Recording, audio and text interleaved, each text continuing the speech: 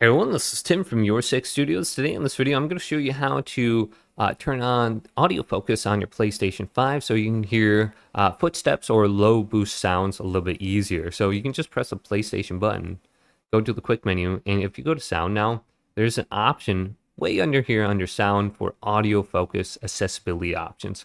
Make soft sounds clear when using headphones. Select a frequency range to amplify such things as voices, voice chat, high-pitched footsteps, metallic sounds, or low rumbles. So if we select this, turn this on, we have focus type.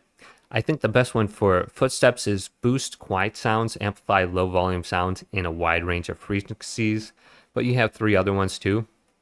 Just turn it on and you can, here's a new setting. We can adjust left and right separately. Then we have adjust level. You might want weak, medium, or strong on. Depending on if it distorts the sound way too much, you might just want a little bit on. So you'll notice sometimes it sounds very metallic in your ears. It doesn't really sound very good. So you might want to just turn it on to a weaker volume. So just turn this off and then you should be good to go.